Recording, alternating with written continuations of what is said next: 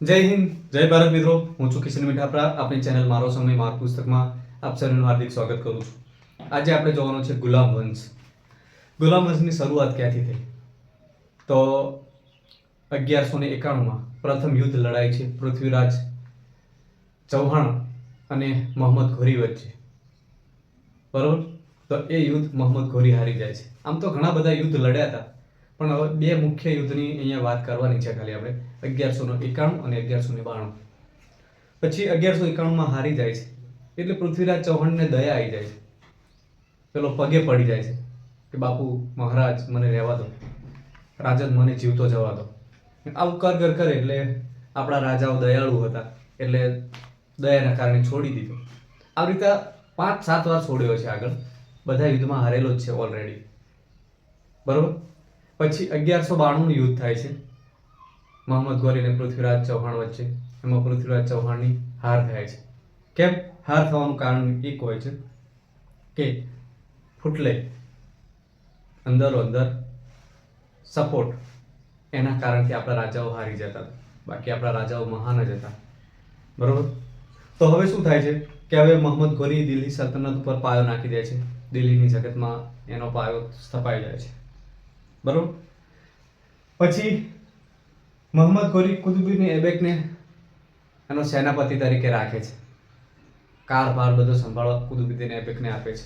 પછી કુતુબુદ્દીન એબેક એક કુતુબ મિનાર કરીને એક મિનાર બનાવડાવે છે. મિનાર બનાવવાનું ચાલુ કરાવે છે, મતલબ એ પૂરું નથી કરી શકતો. પછી કુતુબુદ્દીન એબેકને મોહમ્મદ ઘોરીની દીકરી સાથે પ્રેમ થઈ જાય છે. પ્રેમ થઈ જાય છે એટલે લગ્ન કરી લે છે. બરોબર. પછી મોહમ્મદ ઘોરીના અવસાન બાદ કુતુબુદ્દીન એબેકનું રાજા બની જાય છે.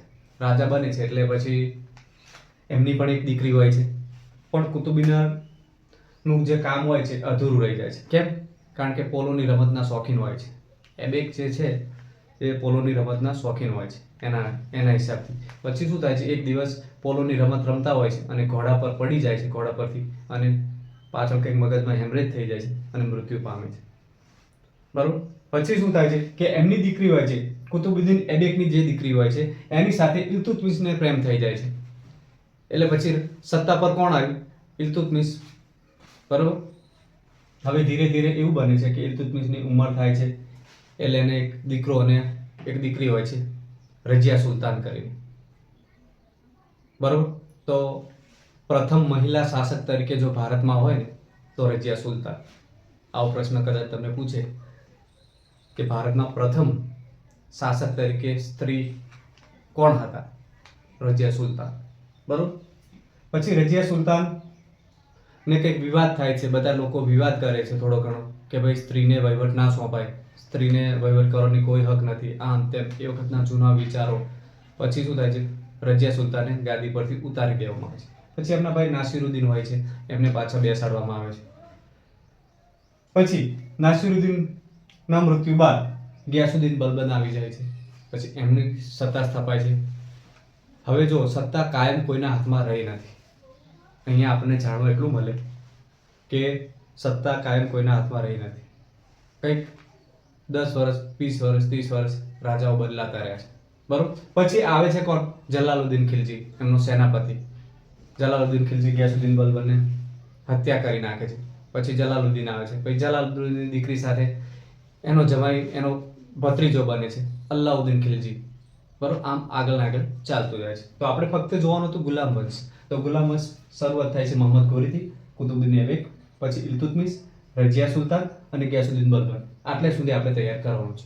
કદાચ તમને લાઇનસરમાં કોઈ રાજાઓ પૂછે કે ગુલામ વંશના રાજાઓને ક્રમબદ્ધ ગોઠવો, તો તમે આવી રીતે ગોઠવી શકો. મોહમ્મદ ઘોરીથી શરૂઆત થાય, કુતુબુદ્દીન, ઇલ્તુત્મિશ, રજિયા સુલતાન અને ગિયાસુદ્દીન બલબન. બરોબર. કુતુબુદ્દીન એબેક કોણ હતા? મામલુક વંશનો રાજા હતો. રાજા નતો પણ સેનાપતિ હતા આપણે મોહમ્મદ ઘોરીના. પણ એમની દીકરી સાથે પ્રેમ થઈ જાય પછી મોહમ્મદ ઘોરીના જતા રહેવાથી રાજા બની જાય છે. બરોબર. પછી કુતુબ મિનારનું જે કામ ચાલુ કર્યું હતું એમને, પણ પૂરું કરી શકતા નથી કારણ કે પોલોની રમત રમતા ઘોડા પરથી પડી જાય છે, મૃત્યુ પામે છે. એ પછી એમનો જમાઈ ઇલ્તુત્મિશ કામ પૂર્ણ કરાવે છે. પ્રશ્ન આવો પૂછે કે કુતુબ મિનારનું કામ કોણે પૂર્ણ કરાવ્યું? તો ઇલ્તુત્મિશ આવી. અને શરૂઆત કોણે કરાવી હતી? કુતુબુદ્દીન એબેકે. બરોબર. કદાચ આવો પ્રશ્ન પૂછી નાખે સરકાર કંઈક નિયમ નવા બહાર પાડે ને આવા કંઈક ઊંડાણપૂર્વક કદાચ પ્રશ્ન પૂછે પીએસઆઈ તો કામમાં આવશે. બરોબર.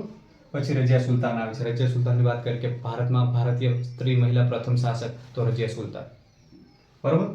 તો આવી રીતે થાય છે. શરૂઆત થાય છે પૃથ્વીરાજ ચૌહાણથી. પૃથ્વીરાજ ચૌહાણને હરાવી નાખે છે અને મોહમ્મદ કુલી ગાદીએ બેસે છે. અને આવી રીતે ગુલામ મસ્જિદની સ્થાપના થાય છે. ગુલામ કેમ કહેવાય? કારણ કે મોહમ્મદ ઘોરીને કુતુબુદ્દીન ऐबक શું હતો? ગુલામ જ હતો. નોકરી ત્યાં કરતો હતો તો ગુલામ ગણાય એટલા માટે. એટલે ગુલામ વંશની સ્થાપના થઈ. બરોબર.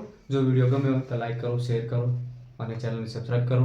અને હજુ ગુલામ વંશ ભણ્યા છે. આના પછી આવશે ખિલજી વંશ, પછી સૈયદ વંશ, પછી લોધી વંશ. આવી રીતે અલગ અલગ વંશ આયા જે થોડો સમય રાજ કરીને ચાલ્યા ગયા. બરોબર. આપણે વારા પરથી જોશું બધું ધીમે ધીમે. તો આ ટોપિક તૈયાર કરના કદાચ 1 માર્કનું પૂછાઈ શકે. જય હિન્દ, જય ભારત.